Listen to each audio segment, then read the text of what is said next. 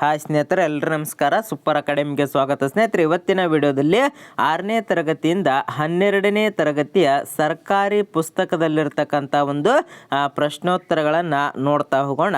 ಇಲ್ಲಿ ಜೀವಶಾಸ್ತ್ರ ಬಯೋಲಾಜಿಗೆ ಸಂಬಂಧಪಟ್ಟಂತೆ ಇದು 11ನೇ ವಿಡಿಯೋ ಆಗಿರ್ತದೆ.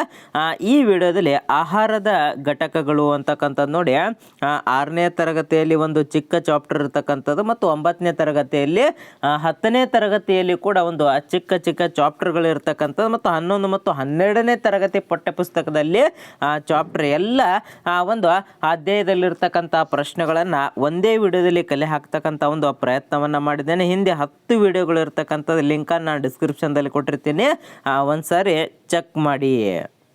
ಇವತ್ತಿನ ಮೊದಲನೆಯ ಪ್ರಶ್ನೆ, ಅನಿಮಿಯಾ ಇದರ ಕೊರತೆಯಿಂದ ಉಂಟಾಗುತ್ತದೆ. ನೋಡಿ, ಈ ಅನಿಮಿಯಾ ಅಂತಕ್ಕಂಥದ್ದು ವಿಟಾಮಿನ್ B12 ಕೊರತೆಯಿಂದ ಉಂಟಾಗ್ತಕ್ಕಂಥದ್ದು. ನೋಡಿ, ಆಪ್ಷನ್ ಡಿ ಸರಿಯಾಗಿರ್ತಕ್ಕಂಥದ್ದು.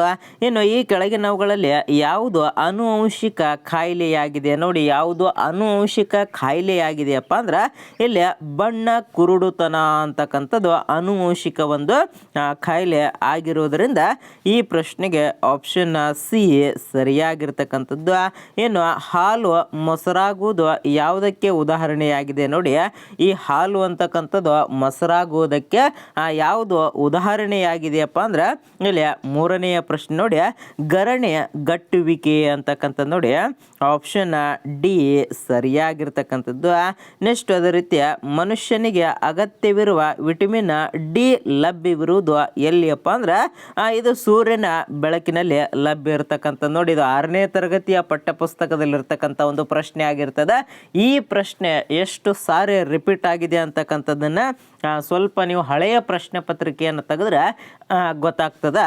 ಆದ್ದರಿಂದ ಯಾವುದೇ ಕಾರಣಕ್ಕೂ ಒಂದು ಗೋರ್ಮೆಂಟ್ ಬುಕ್ಕನ್ನು ನೆಗ್ಲೆಕ್ಟ್ ಮಾಡಬೇಡಿ.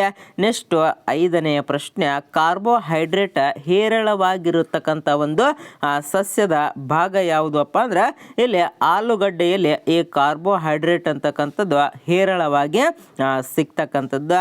ನೆಕ್ಸ್ಟು 6ನೆಯ ಪ್ರಶ್ನೆ, ನಿಕೋಟಿನ್ ಆಸಿಡ್ ಕೊರತೆಯು ಮನುಷ್ಯನಲ್ಲಿ ಯಾವ ಕಾಯಿಲೆಯನ್ನು ಉಂಟು ಮಾಡುತ್ತದೆ? ನೋಡಿ, ಯಾವ ಕಾಯಿಲೆಯನ್ನು ಉಂಟು ಮಾಡುತ್ತದೆಪ್ಪ ಅಂದ್ರೆ ಇಲ್ಲಿ ಫೆಲಗ್ರಾ ಅಂತಕ್ಕಂಥ ಒಂದು ಕಾಯಿಲೆಯನ್ನು ಉಂಟು ಮಾಡ್ತಕ್ಕಂಥದ್ದು.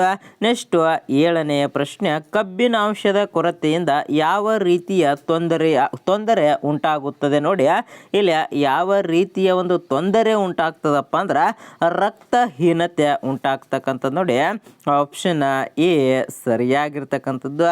ಇನ್ನು ಇವುಗಳಲ್ಲಿ ಯಾವುದರಲ್ಲಿ ಕೊಬ್ಬಿನ ಅಂಶ ಹೆಚ್ಚಾಗಿರುತ್ತದೆ? ನೋಡಿ, ಇಲ್ಲಿ ಕೊಬ್ಬಿನ ಅಂಶ ಅಂತಕ್ಕಂಥದ್ದು ಹಾಲಿನಲ್ಲಿ ಹೆಚ್ಚಿನ ಪ್ರಮಾಣದಲ್ಲಿ ಕಂಡು ಬರ್ತಕ್ಕಂಥದ್ದು. ಇನ್ನು 9ನೆಯ ಪ್ರಶ್ನೆ, ಕೆಳಗಿನವುಗಳಲ್ಲಿ ಯಾವುದು ವಿಕಿರಣ ಪಟುತ್ವ ಖನಿಜ ಆಗಿರುವುದಿಲ್ಲ? ನೋಡಿ, ಪ್ರಶ್ನೆಯನ್ನು ಕೊನೆಯ ತನಕ ಓದ್ತಕ್ಕಂಥ ಒಂದು ತಾಳ್ಮೆ ಮತ್ತು ವ್ಯವಸ್ಥೆಯನ್ನು ಮಾಡ್ಕೋಬೇಕಾಗ್ತದೆ. ಇಲ್ಲಿ ಯಾವುದು ಆಗಿರುವುದಿಲ್ಲ ಅಂತೇಳಿ ಪ್ರಶ್ನೆ ಇರ್ತಕ್ಕಂಥದ್ದು. ಇಲ್ಲಿ ಕಯಾನೈಟ್ ಅಂತಕ್ಕಂಥದ್ದು ಆಗಿರೋದಿಲ್ಲ. ಯುರೇನಿಯಂ ಆಗಿರ್ಬೋದು, ಥೋರಿಯಂ ಆಗಿರ್ಬೋದು, ಲಿಥಿಯಂ ಆಗಿರ್ಬೋದು, ಮೂರು ಕೂಡ ವಿಕಿರಣ ಪಟುತ್ವ ಖನಿಜ ಆಗಿರ್ತದೆ. ಇಲ್ಲಿ ಕಯಾನೈಟ್ ಅಂತಕ್ಕಂಥದ್ದು ಆಗಿರುವುದಿಲ್ಲ. ಆದ್ದರಿಂದ ಈ ಪ್ರಶ್ನೆಗೆ ಆಪ್ಷನ್ ಡಿ ಸರಿಯಾಗಿರ್ತಕ್ಕಂಥದ್ದು.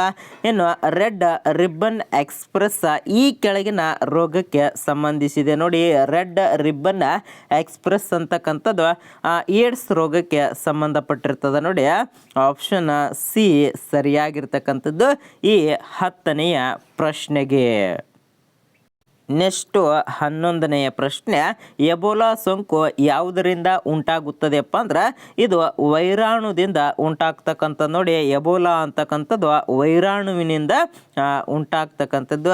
ಇನ್ನು ಹಾಲಿನ ಸಾಂದ್ರತೆಯನ್ನು ಅಳಿತಕ್ಕಂಥ ಮಾಪಕ ಯಾವುದಪ್ಪ ಅಂದ್ರೆ ಇಲ್ಲಿ ಲ್ಯಾಕ್ಟೋಮೀಟರ್ ಅಂತಕ್ಕಂಥದ್ದು ಹಾಲಿನ ಒಂದು ಸಾಂದ್ರತೆಯನ್ನು ಅಳಿತಕ್ಕಂಥ ಒಂದು ಮಾಪಕ ಆಗಿರ್ತದೆ. ಇನ್ನು ಶರೀರದಲ್ಲಿ ತಯಾರಾಗುವ ಜೀವಸತ್ವ ಅಥವಾ ವಿಟಮಿನ್ ಯಾವುದಪ್ಪ ಅಂದ್ರೆ ಇಲ್ಲ ವಿಟಮಿನ್ ಎ ಅಂತಕ್ಕಂಥದ್ದು ಒಂದು ಮಾನವನ ಶರೀರದಲ್ಲಿ ತಯಾರಾಗ್ತಕ್ಕಂಥ ಒಂದು ವಿಟಮಿನ್ ಅಥವಾ ಜೀವಸತ್ವ ಆಗಿರ್ತದೆ.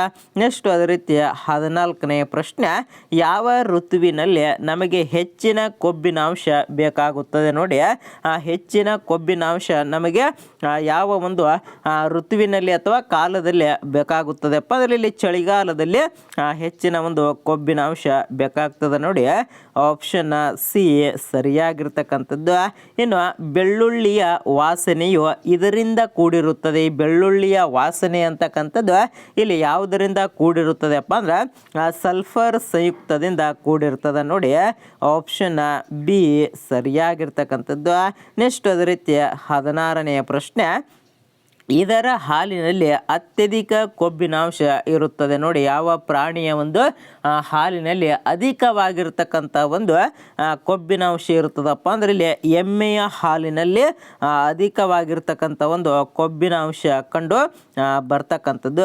ಇನ್ನು ಬೇಸಿಗೆಯಲ್ಲಿ ಹೆಚ್ಚು ಬೆವರುವುದರಿಂದ ನಾವು ನಿಶಕ್ತಗೊಳ್ಳಲು ಕಾರಣ ಏನು? ನೋಡಿ, ಬೇಸಿಗೆಯಲ್ಲಿ ಅತಿ ಹೆಚ್ಚು ಬೆವರು ಬರ್ತದೆ, ಅದರಿಂದ ತುಂಬ ಆಯಾಸ ಆಗೋ ರೀತಿ ಫೀಲ್ ಆಗ್ತದೆ. ಅದು ಯಾಕೆ ಅಂತೇಳಿ ಇಲ್ಲಿ ಪ್ರಶ್ನೆಯನ್ನ ಕೇಳಿದ್ದಾರೆ. ಇಲ್ಲಿ 17ನೆಯ ಒಂದು ಪ್ರಶ್ನೆ ನೋಡಿ, ನೀರಿನ ಅಂಶದ ಕೊರತೆಯಿಂದ ನಮ್ಮ ದೇಹದಲ್ಲಿ ನೀರಿನ ಅಂಶದ ಒಂದು ಪ್ರಮಾಣ ಕಡಿಮೆ ಆಯ್ತಪ್ಪ ಅಂದ್ರೆ ಮನುಷ್ಯ ಸ್ವಲ್ಪ ನಿಶಕ್ತ ಆದಂಗ ಆಗ್ತಕ್ಕಂಥ. ನೋಡಿ, ಈ ಪ್ರಶ್ನೆಗೆ ಆಪ್ಷನ್ ಎ ಸರಿಯಾಗಿರ್ತಕ್ಕಂಥದ್ದು. ಇನ್ನು ಗೋಲ್ಡನ್ ರೈಸ್ ನಲ್ಲಿ ಹೆಚ್ಚಿನ ಪ್ರಮಾಣದಲ್ಲಿ ಇರತಕ್ಕಂಥದ್ದು ಯಾವುದು? ನೋಡಿ, ಈ ಗೋಲ್ಡನ್ ರೈಸ್ ನಲ್ಲಿ ಯಾವ ವಿಟಮಿನ್ ಕಂಡು ಬರ್ತದಪ್ಪ ಅಂದ್ರೆ ಇಲ್ಲಿ ವಿಟಮಿನ್ ಎ ಅಂತಕ್ಕಂಥದ್ದು ಕಂಡು ಬರ್ತಕ್ಕಂಥದ್ದು. ನೋಡಿ, ಈ ಪ್ರಶ್ನೆ ಸುಮಾರು ಬಾರಿ ರಿಪೀಟ್ ಆಗಿರ್ತಕ್ಕಂಥದ್ದು. ಇನ್ನು ಮಾನವನ ದೇಹದಲ್ಲಿ ಈ ಕೆಳಗಿನ ಯಾವುದು ಗರಿಷ್ಠವಾಗಿರುತ್ತದೆ? ಅತ್ಯಂತ ಹೆಚ್ಚು ಪ್ರಮಾಣದಲ್ಲಿ ಯಾವುದು ಕಂಡು ಬರ್ತದಪ್ಪ ಅಂದ್ರೆ ಇಲ್ಲಿ ಆಮ್ಲಜನಕ ಅಂತಕ್ಕಂಥದ್ದು ಅತಿ ಹೆಚ್ಚು ಪ್ರಮಾಣದಲ್ಲಿ ಮಾನವನ ಶರೀರದಲ್ಲಿ ಕಂಡು ಬರ್ತಕ್ಕಂಥದ್ದು. ಇನ್ನು ವಿಶ್ವ ಆಹಾರ ದಿನ ಎಂದು ಯಾವಾಗ ಆಚರಿಸಲಾಗುತ್ತದೆ? ನೋಡಿ, ವಿಶ್ವ ಆಹಾರ ದಿನ ಅಂತೇಳಿ ಇಲ್ಲಿ ಅಕ್ಟೋಬರ್ 16ರಂದು ಆಚರಣೆ ಮಾಡ್ತಕ್ಕಂಥದ್ದು. Option C ಸರಿಯಾಗಿರ್ತಕ್ಕಂಥದ್ದು.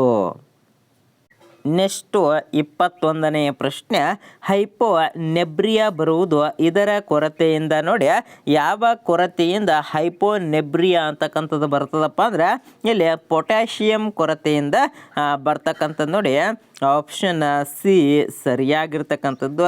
ಇನ್ನು ಬೇಳೆಕಾಳುಗಳು ಇದರ ಒಂದು ಉತ್ತಮ ಮೂಲವಾಗಿದೆ. ನೋಡಿ, ಬೇಳೆಕಾಳುಗಳು ಅಂತಕ್ಕಂಥದ್ದು ಯಾವುದರ ಒಂದು ಉತ್ತಮ ಮೂಲವಾಗಿದೆಯಪ್ಪ ಅಂದ್ರೆ ಇಲ್ಲಿ ಪ್ರೋಟೀನ್ಗಳು ಅಂತಕ್ಕಂಥ. ನೋಡಿ, ಬೇಳೆಕಾಳಿನಲ್ಲಿ ಅತಿ ಹೆಚ್ಚು ಪ್ರಮಾಣದಲ್ಲಿ ಪ್ರೋಟೀನ್ ಅಂಶ ಕಂಡು ಬರ್ತದೆ. ನೋಡಿ, ಆಪ್ಷನ್ ಸಿ ಸರಿಯಾಗಿರ್ತಕ್ಕಂಥದ್ದು. ಇನ್ನು ರಕ್ತವನ್ನು ಹೆಪ್ಪುಗಟ್ಟಲು ಈ ಕೆಳಗಿನ ಯಾವ ವಿಟಮಿನ್ ಸಹಾಯ ಮಾಡುತ್ತದೆ? ರಕ್ತ ಹೆಪ್ಪುಗಟ್ಟಲು ವಿಟಮಿನ್ ಕೆ ಅಂತಕ್ಕಂಥದ್ದು ಇಲ್ಲಿ ಸಹಾಯ ಮಾಡ್ತಕ್ಕಂಥದ್ದು. ನೋಡಿ, ಆಪ್ಷನ್ ಎ ಸರಿಯಾಗಿರ್ತಕ್ಕಂಥದ್ದು. ನೆಕ್ಸ್ಟು 24ನೆಯ ಪ್ರಶ್ನೆ, ಈ ಕೆಳಗಿನವುಗಳಲ್ಲಿ ಯಾವುದು ಕಬ್ಬಿಣದ ಸಮೃದ್ಧಿ ಮೂಲವಾಗಿದೆಯಪ್ಪ ಅಂದ್ರೆ ಇಲ್ಲಿ ನೋಡಿ 24ನೆಯ ಪ್ರಶ್ನೆ ಪಾಲಕ್ ಅಂತಕ್ಕಂಥದ್ದು. ನೋಡಿ, ಬಹಳ ಇಂಪಾರ್ಟೆಂಟ್ ಆಗಿರ್ತಕ್ಕಂಥದ್ದು. ನೋಡಿ, ಆಪ್ಷನ್ ಡಿ ಸರಿಯಾಗಿರ್ತಕ್ಕಂಥದ್ದು. ಇನ್ನು ಕೊನೆಯ ಒಂದು 25ನೆಯ ಪ್ರಶ್ನೆಯನ್ನು ಇದಕ್ಕೆ ಸರಿಯಾಗಿರ್ತಕ್ಕಂಥ ಉತ್ತರವನ್ನು ಕಮೆಂಟ್ ಮಾಡಿ. ಹಾಗೆ ಹಿಂದಿನ ಎಲ್ಲ ವಿಡಿಯೋಗಳನ್ನು ಚೆಕ್ ಮಾಡಿ, ಬಹಳ ಇಂಪಾರ್ಟೆಂಟ್ ಆಗಿರ್ತಕ್ಕಂಥ ಒಂದು ವಿಡಿಯೋಗಳಾಗಿರ್ತವೆ. ಇಲ್ಲಿ 25ನೆಯ ಪ್ರಶ್ನೆ ನೋಡಿ, ದೇಹದಲ್ಲಿನ ಕೊಬ್ಬಿನ ಒಂದು ಪ್ರಮುಖ ಕಾರ್ಯ ಏನು? ನೋಡಿ, ನಮ್ಮ ದೇಹದಲ್ಲಿರ್ತಕ್ಕಂಥ ಒಂದು ಕೊಬ್ಬು ಅದರ ಒಂದು ಪ್ರಮುಖ ಕಾರ್ಯ ಏನು ಅಂತಕ್ಕಂಥದ್ದನ್ನು ಕಮೆಂಟ್ ಮಾಡ್ತೀರಾ ಅಂತ ತಿಳ್ಕೊಂಡು ಈ ವಿಡಿಯೋನ ಇಲ್ಲಿಗೆ ಮುಗಿಸ್ತಾ ಇದ್ದೇನೆ. ಜೈ ಹಿಂದ್, ಜೈ ಕರ್ನಾಟಕ.